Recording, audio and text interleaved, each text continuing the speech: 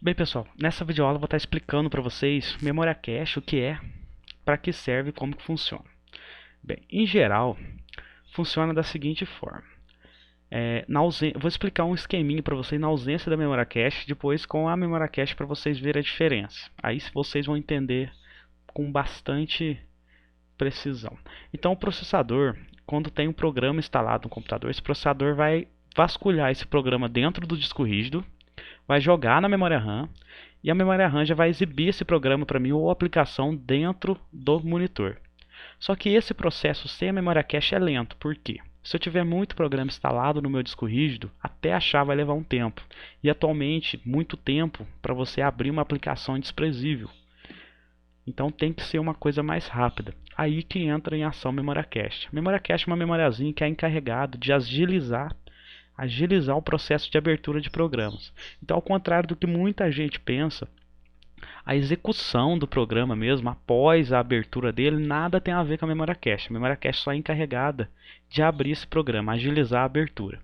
Então, ao invés de eu ter que ir lá vasculhar o disco rígido, jogar na RAM e mandar para o programa e mandar para o monitor, a cache já vai ter um comandozinho dentro dele que eu vou explicar, vai mandar para a RAM e jogar para o monitor. Bem, em geral funciona da seguinte forma. Quando eu instalo um programa no computador, esse programa produz um arquivo chamado DLL. Essa DLL é uma cópia exata do programa na forma de um atalho. Tá? Esse atalho é armazenado dentro da cache. Então, quando eu quero abrir um programa, a cache procura a DLL dentro dela. DLL é um arquivinho muito minúsculo, tá?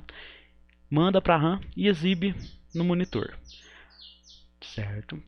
Só que aí que entra em relação aos níveis, já vai entrar a questão dos níveis de memória cache. O que são esses níveis? Bem, com o passar do tempo, com a evolução da informática, as DLLs já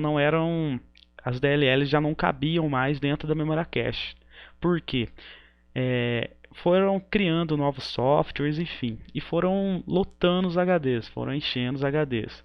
E com muito DLL não couberam dentro da memória cache. Aí desenvolveram novas memórias cache dentro dos processadores. Então os níveis que se encontram atualmente são o L1, que é o primeiro, né? O L2 e a L3, que é a mais rara de se encontrar. Bem, a L1 ela é dividida em dois subníveis, dados e instruções. O que são esses dados? Dados são as DLLs, tá? Instruções, o que eu vou fazer com essas DLLs, certo? É basicamente isso. A cache L2 ela veio para, obviamente, superar limitações da cache L1. Então, funciona da seguinte forma: não cabe a minha DLL mais na DL1, na L1 eu vou mandar para a L2, certo? E assim também funciona a L3. Não cabe mais a DLL na L2, vou mandar para a L3. Só que a L3 atualmente ela ainda é rara, porque não há tanta necessidade ainda de desenvolver a L3. Só deram uma avançada aí nessa parte, certo? Mas atualmente não é tão comum ter processadores com cache L3. E essas DLLs, eu consigo visualizar elas? Consigo. Basta eu entrar lá no menu iniciar, computador, disco local C, vou achar a pasta do Windows, tá? Vou achar a pasta do Windows, que está aqui. Se meu sistema for 32 bits, vai estar em System 32. Se for 64 bits, vai estar dentro de System 64 bits. Tá aqui. Se eu for descer, aqui estão as DLLs. É uns nomes estranhos, porém pertence a programas instalados dentro da memória do computador. Então, a cache já vai visualizar essas DLLs e já botar o programa para rodar. Funciona exatamente dessa forma, tá? Então, é isso.